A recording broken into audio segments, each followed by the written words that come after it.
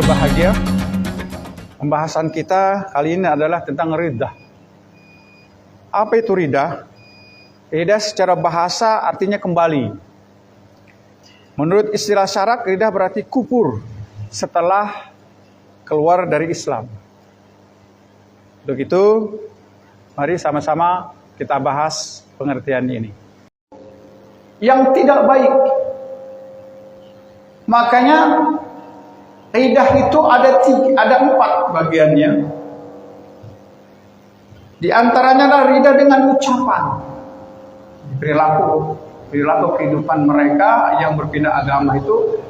Yang pertama karena ucapan, seperti mencari Allah atau Rasulnya, Nabi Muhammad, malaikat-malaikatnya, atau mengaku ilmu gaib dan mengaku dalam dirinya seorang Nabi. Nah ini kan banyak ya Pak.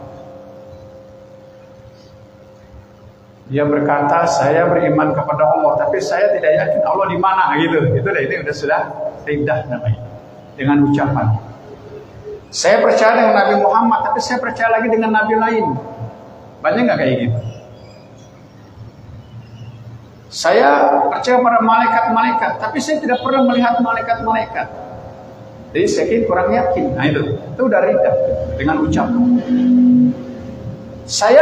Nah ini nih paling banyak nih Pak. Karena merasa dirinya sudah mumpuni dalam keilmuan yang gaib, maka dia merasakan bahwa dirinya sudah hebat. Bahkan sampai sudah mengaku sebagai seorang nabi. Banyak kan Pak yang sudah merasa dirinya hebat, katanya mendapatkan wahyu, baca Qur'annya bagus, ya punya ilmu bisa terbang, lalu ngaku sebagai nabi. Ya banyaklah contoh nabi. Bahkan di zaman Rasul ada namanya siapa Pak? Yang mengaku sebagai nabi. Ya, Musailamah al-Kadzdzab kalau tidak salah ya. Dia mengaku sebagai nabi. Sampai terus akhir zaman banyak sekali mengaku sebagai nabi. Kalau sudah dalam dirinya merasa dirinya hebat lalu mengaku sebagai nabi, itu ridha dalam ucapan. Keluar dari agama Islam dengan ucapan. Na'udzubillah min. Yang kedua, ridha dengan perbuatan. Seperti sujud kepada patung. Ini. Bahkan di zaman Rasul kan di samping Ka'bah itu ada 350 patung, Lata, Uzza, Manat, dan Hubal. Jadi kalau ada seseorang dia percaya kepada Allah dan percaya juga kepada patung, dijadikan Tuhan mereka, itulah sudah ridha dengan perbuatan. Na'udzubillah min dzalik. Banyak ya Pak. Makanya di rumah kita hati-hati Pak. Di rumah kita hati-hati. Jangan sampai ada di rumah kita berbentuk patung lalu kita menganggap itu sebagai seni dan sebagainya. Padahal itu mengakibatkan kita jadi ridha. Keluar dari agama. Percaya kepada patung. Makanya kalau Bapak pergi jauh-jauh ke Jogja, ke Bali dan sebagainya, nggak usahlah beli-beli yang kayak seperti patung-patung gitu. Kenapa? Kalau barang itu ada di rumah kita, walaupun kita tidak menyembah dia, tapi bagian daripada ridha dari perbuatan itu. Ya Pak, contohnya apa Pak? Misalnya di Bali itu kan ada patung Ganesha ya. Apa patung Ganesha?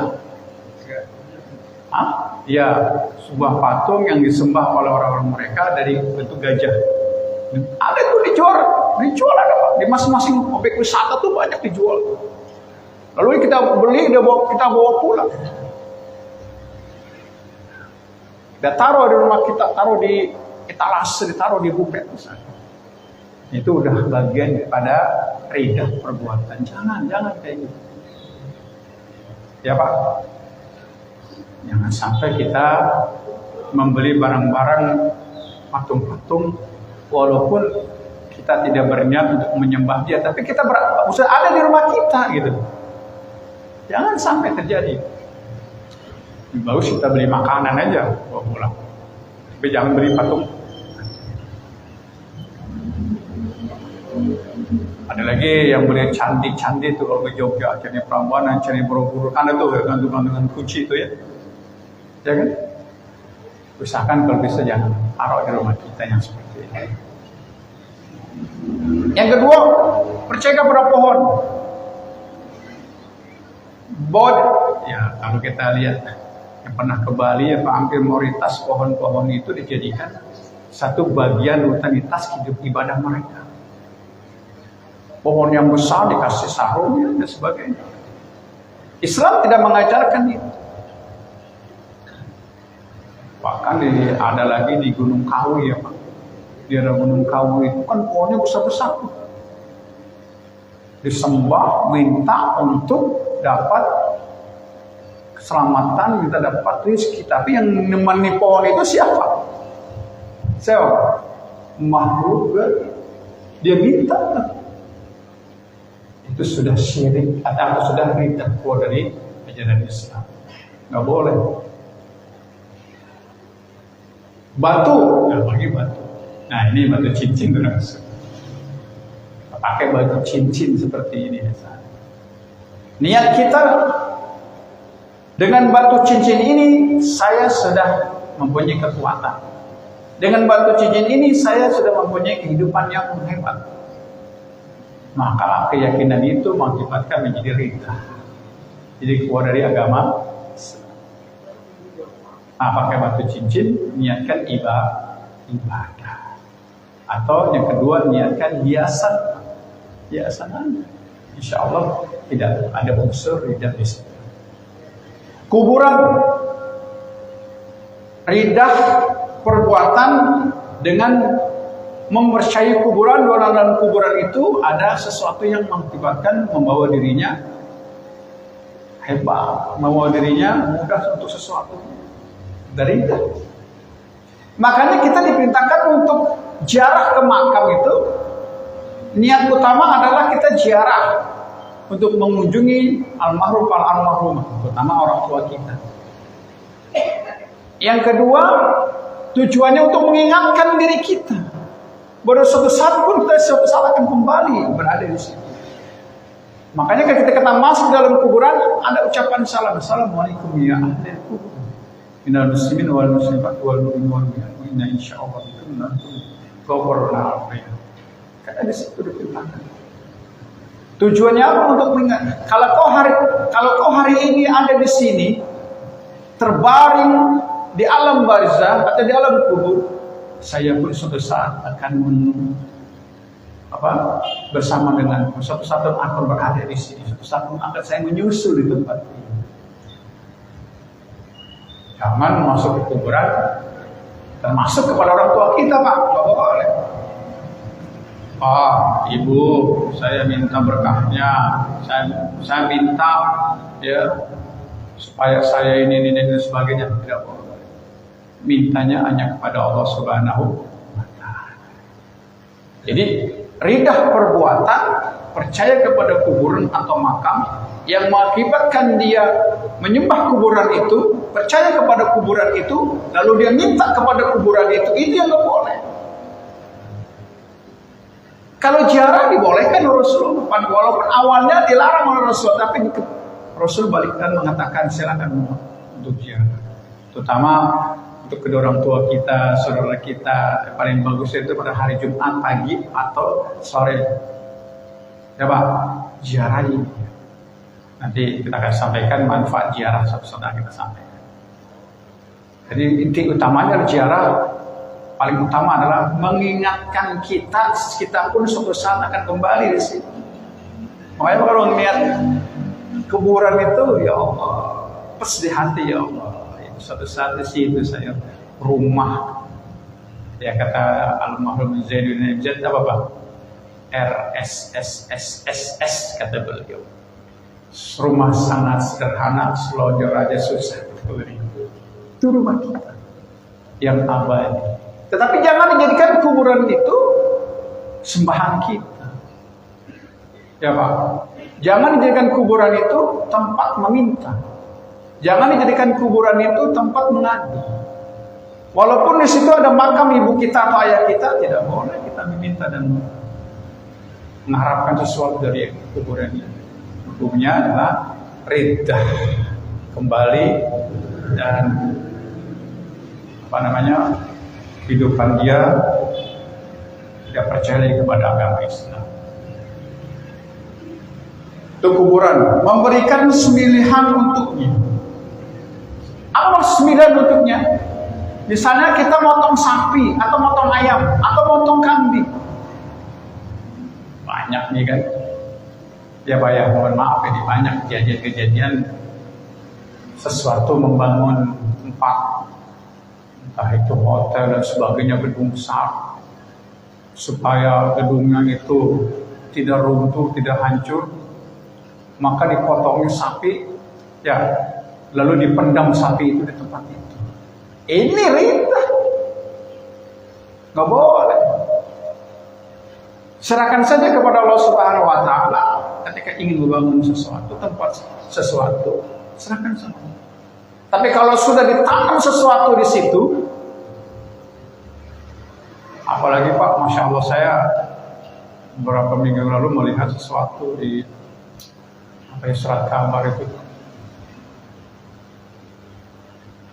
Itu kalau di daerah tempat-tempat bangunan-bangunan tua itu ada orang yang kerja itu, yang ikut kerja itu dijadikan apa Pak? Dijadikan tumbal. Nih, misalnya ngecor nih Pak. Ini orangnya lagi ngecor nih, dia ngecor. 2 orang 3 orang di bawah dicoran itu. Dan disengaja oleh bosnya itu diperintahkan pada anak buah yang lain ditimbah dengan apa? Dengan coran tumbalnya. Auzubillah min. Bahkan dari mulai bangun fondasi saja, dari mulai bangun fondasi itu sudah ada tumbal. Siapa tumbalnya? Pekerja itu sendiri. Supaya apa kata mereka? Karena percaya dengan hal seperti itu, supaya kuat bangunannya, supaya tidak diganggu dan seterusnya. Ini sudah riddah. Nauzubillah min. Ada tuh pakai gitu. Jadi pekerjaannya itu dijadikan tumbal. Untuk apa? Untuk kepercayaan mereka bahwa bangunan itu akan jadi kuat dan seterusnya dan seterusnya. Nauzubillah min. Maka jangan, apalagi sampai sembelihan sapi dipotong, kepalanya ditaruh di situ di pondasi atau di tempat coran itu dengan niat supaya bangunannya kuat. Itu kan sudah riddah namanya. Sudah keluar dari agama Islam. Karena Islam tidak mengajarkan itu. Kita membangun pondasi cukup Bismillahirrahmanirrahim dengan nama Allah, ya Rabb. Aku mohon supaya bangunan ini kuat. Aku mohon pertolongan dan bantuan supaya bangunan ini kokoh. Allah. Bukan dari sembelihan yang dijadikan apa namanya Pak? Tumbal. Jadikan tumbal seperti sapi, kepala kambing dan seterusnya. Tidak boleh. Itu namanya riddah dalam perbuatan, keluar dalam agama Islam dari perbuatan. Nauzubillah min. Ya, alhamdulillah ya kerja di bangunan-bangunan sini. Di sini mah nggak ada kayak gitu ya. Kayak Bapak kan sebagai ada di sini ada yang kerja di bangunan, dulu tidak dapat seperti itu ya. Alhamdulillah ya Pak ya. Nggak ada pakai tumbal-tumbal. Kalau tumbal-tumbalan mau mungkin. Terutama gedung-gedung besar Pak. Gedung-gedung besar yang membutuhkan kekokohan bangun itu. Pegawainya aja dijadikan tumbal. Masya Allah. Ya, nauzubillah min. Itu riddah perbuatan. Sujud pada patung. Ya, zaman Rasulullah itu kan termasuk Umar bin Khattab tuh. Ya, karena kalau dia ucapkan Assalamualaikum ke kanan, dia menangis. Assalamualaikum ke kiri, dia tertawa senyum. Nah, tersenyumnya di sini dia bingung. Waktu pernah sebelum masuk Islam, Umar bin Khattab, dia membuat patung Ya, membuat patung dari tepung terigu, diadonin jadi patung, dia sembah. Ketika dia sembah, lalu dia lapar, dia potes tuh hidungnya, dia makan, maka dia tersenyum. Masya Allah, bodohnya saya. Tuhan kok bisa saya makan. Itu di zaman Umar bin Khattab. Maka ya di zaman Rasulullah pun banyak seperti kebodohan jahiliyah dalam keimanan, ya, yang tidak dekat dengan Allah, percaya pada hal yang mengakibatkan dia menjadi ridha, yaitu percaya pada patung-patung. Percaya kepada pohon, bahwa dalam pohon itu punya kekuatan. Ada nggak kayak gitu, Pak? Iya. Kita kenal yang disebut dengan ajaran dinamisme, animisme, politisme. Percaya kepada benda-benda, percaya kepada pohon, percaya kepada ruh. Itu dulu orang-orang yang percaya seperti itu. Kita Islam tidak pernah. Islam percaya kepada Allah, semuanya serahkan semua kepada Allah, ya, supaya insya Allah dapatkan keberkahan dari Allah Subhanahu wa Ta'ala. Batu, nggak boleh baca dengan batu. Ya, dengan batu itu ada kekuatan. Lalu kita sembah kuburan. Ya, bahkan sekarang ini lagi ramai, Pak. Ya, bongkarin kuburan tua. Katanya kuburan itu menjadi keramat, tapi akhirnya dari presiden diperiksa, atau kuburan itu palsu, katanya banyak kayak gitu. Ada kejadian nggak? Karangan orang-orang yang Masya Allah, ya, Allah alam, lah, biarkan saja mereka melakukan itu, ya, karena memang suasananya mungkin, tapi kita jangan ikut-ikutan seperti itu. Kalau memang itu kuburan perlu kita ziarahi, ya, maka ziarahilah, tapi jangan minta kepada kuburan. Memberikan sembelihan untuk bangunan agar kuat dan sebagainya, kita tanam itu kepalanya, kita tanam darahnya, ya kan, Pak? Nah, bismillahirrahmanirrahim. Ya. 2. Ridah berperilaku amoral. Keluar dari agama Islam, amoral. Apa misalnya? Menghalalkan zina. Zina itu halal, kayak itu misalnya. Zina itu boleh, ya Pak. Padahal zina itu merupakan satu bentuk perbuatan yang paling kecil dan sekecil-kecilnya perbuatan itu zina. Bahkan dalam Al-Quran kan dijelaskan, wala taqrabu zina, jangan apa dekati zina. Dekat aja nggak boleh sampai melakukan, apalagi sampai melakukan zina. Yang bukan mahramnya, yang bukan. Maka kata Rasulullah, barang siapa sekali saja melakukan zina, maka seluruh amal ibadahnya selama 40 tahun nggak diterima oleh Allah Subhanahu wa Ta'ala. Yang kedua, orang yang sekali melakukan zina itu cikal bakal dosa-dosa yang lain semuanya jadi. Karena zina itu awal pertama yang paling dahsyat dosa, dan perbuatan itu tidak akan diampuni oleh Allah Subhanahu wa Ta'ala kalau dia tidak taubat kepada Allah.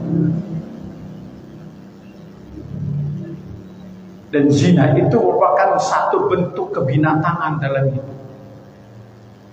Ya Pak, hanya binatang, kayaknya kan bebas. Benar nggak Pak? Coba ayam Pak, kalau bangun pagi itu tuh keruyuk, dia turun dari pohonan atau turun keluar dari kandang, yang dia cari apa? Satu makanan, kedua perempuan. Ada perempuan yang bukan miliknya, dia naikin, dia nggak mikir punya siapa itu. Itulah binatang. Maka kalau ada manusia yang melakukan itu, maka ada unsur kebinatangan dalam diri. Na'udzubillah min, nggak diampuni dosa. Sekali saja dia berbuat 40 tahun. Dan saya teringat ada sebuah kitab Pak. Dia akan disiksa di alam barzah, di alam kubur. Padahal dia sudah taubat, sudah dekat dengan Allah, tapi disiksa oleh Allah di alam barzah. Ternyata apa? Ada kasus yang pernah dia lakukan tentang zina itu. Jadi masih disiksa terus oleh Allah di alam barzah karena dia selalu melakukan zina. Masya Allah, dahsyatnya hukuman tentang zina. Maka jangan coba-cobalah kita. Nauzubillah min dzalik. Kita mohon sama Allah. Memang ya Allah, godaan manusia itu kan nafsu manusia itu. Kalau kita tidak membeban diri kita atau membentengi diri kita dengan keimanan yang kuat kepada Allah, maka kita terjerumus dengan yang namanya zina. Ada sebuah riwayatkan seorang wanita yang hidupnya selalu melakukan perbuatan-perbuatan zina, ya setelah di zaman Nabi Musa kalau tidak salah. Dia jual dirinya, tapi dengan izin Allah, akhirnya dia tobat. Nah, ketika dia tobat, ketika dia meninggal dunia, dua malaikat diutus oleh Allah. Yang satu malaikat rahmah, yang satu malaikat azab. Berantem dua dia, artinya berdebat. Kata malaikat azab, udah ini milikku, aku masukkan ke dalam neraka. Kata malaikat rahmah, jangan. Kita ukur dulu mana perbuatan jahat dia dengan perbuatan baik. Akhirnya dengan izin Allah, ternyata niat dia untuk berbuat baik dan taubat diampuni Allah Subhanahu wa taala, diangkat masuk ke Allah. Ini kalau dia taubatnya benar-benar taubatan nasuh. Gara-gara apa? Dia bisa diangkat oleh Allah masuk surga gara-gara dia memberi minum seekor anjing yang sedang kelaparan dan kehausan. Dia sendiri sebetulnya kehausan dan kelaparan, tapi dia dahulukan seekor anjing itu, maka dengan izin Allah dia taubat kepada Allah dan perbuatan baik itu Allah ampunkan dosa. Tetapi tetap saja yang namanya zina itu membuat kehidupan orang-orang itu akan sengsara. Benar Pak, jangan dan coba-coba. Itu yang pertama, perilaku moral seperti menghalalkan zina. Jangan sekali. Misalnya, saudara, kita udah lama pacaran, pasti suatu saat nanti saya lamar kamu, misalnya kan gitu. Ada yang kayak gitu kan? Saya nikahkan kamu. Karena mau kamu jadi milik saya, nanti suatu saat udah ayo kita lakukan ini. Itu mengalahkan mengalahkan zina itu begitu lah maksudnya. Akhirnya melakukan zina itu padahal belum sah dalam hukum Islam, melalui pernikahan.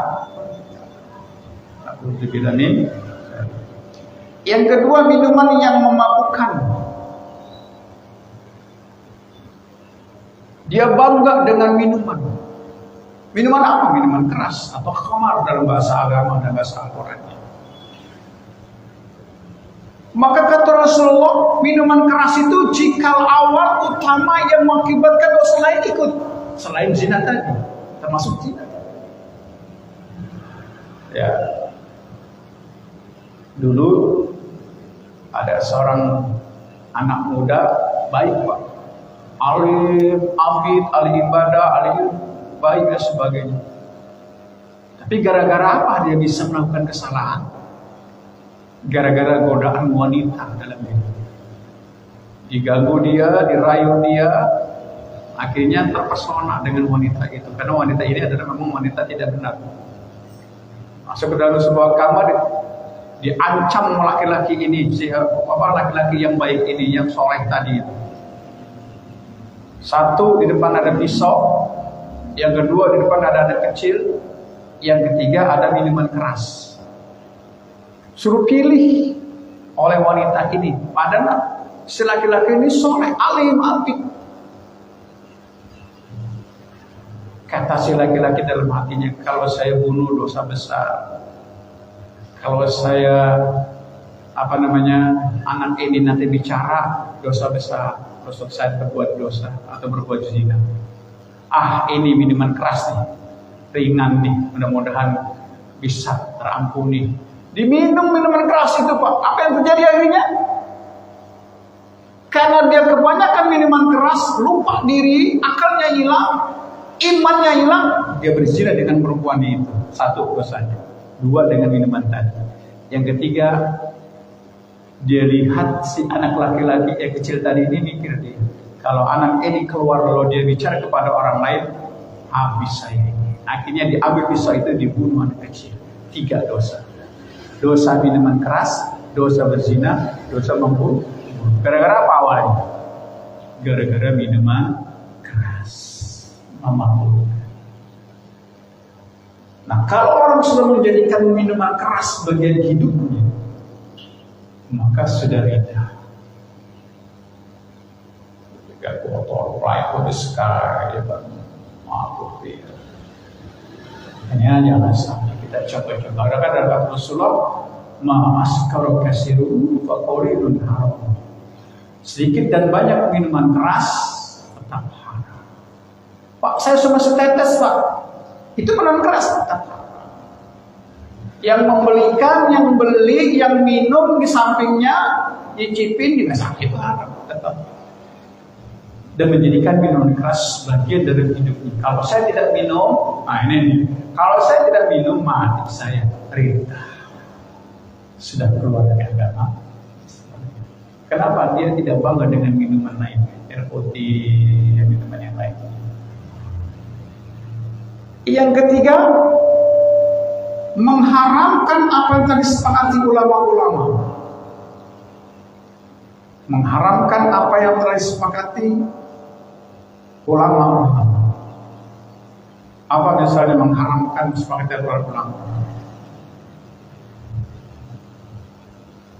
Misalnya, minuman putih itu kan halal. Lalu dijadikan minuman putih itu menjadi haram. Air kelapa itu halal. Lalu dijadikan air kelapa itu jadi haram. Misalnya bagaimana? Air kelapa itu bisa jadi haram dicampur dengan minuman keras misalnya, atau mungkin air putih dicampur dengan minuman keras. Itu mengakibatkan satu perbuatan yang menyimpang dari ajaran agama Allah.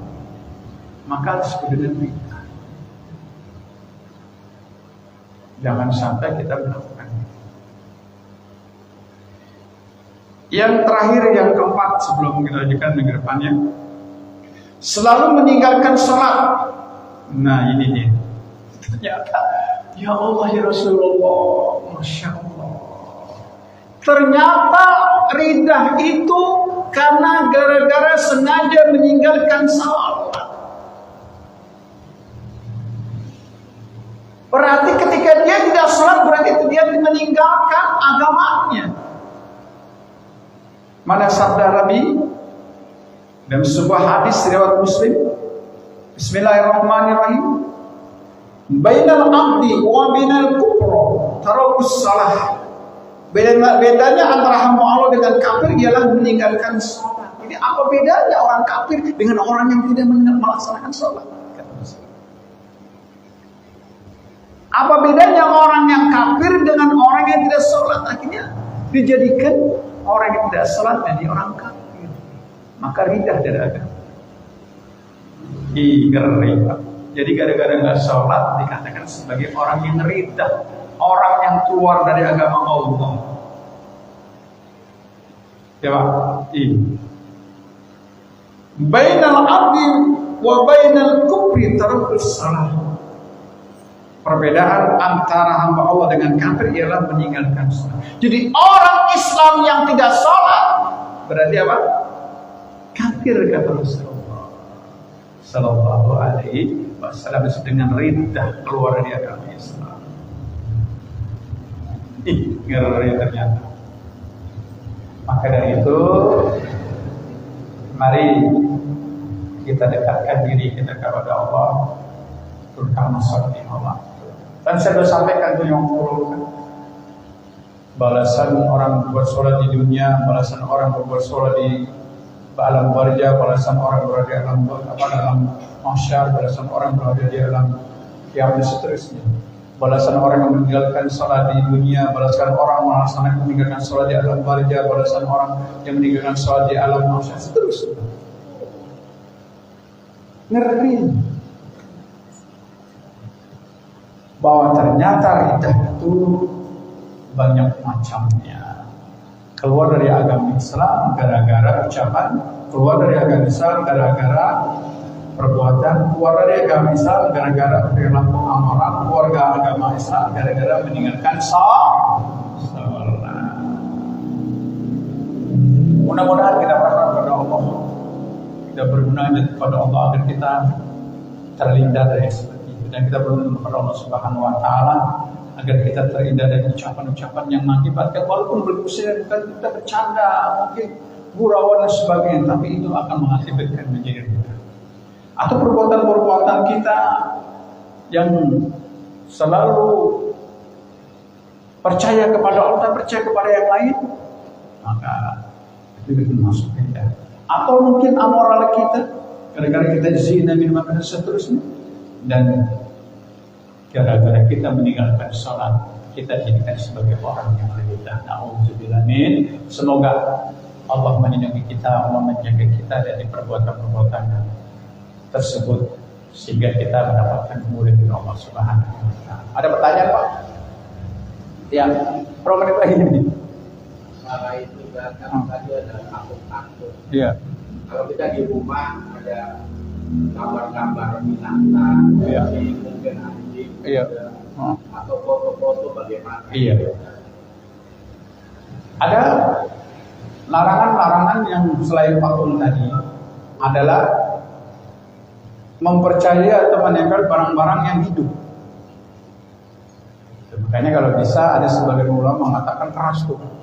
Udah termasuk foto diri kita sebenarnya nggak boleh gitu. Sebagian ulama ya. Sebagai yang lain kalau sana memang kita tidak terlalu memuja foto itu, insya Allah tidak bisa. Ya kan? Apalagi patung-patung yang hidup misalnya, ya kan? Atau binatang dan seterusnya. Lalu kita jadikan dia bagian daripada percayaan itu, maka disebut dengan orang yang riddah. Na'udzubillah min. Hati-hatilah Pak, hal seperti ini sekarang kita hati. Lebih baik rumah kita ya biasa saja lah, tidak usah terlalu banyak foto-foto binatang dan seterusnya, sederhana saja. Itu aja Pak. Saja, kurang lebih maaf. Mari kita ucapkan alhamdulillahirabbil alamin. Sekian, assalamualaikum warahmatullahi wabarakatuh.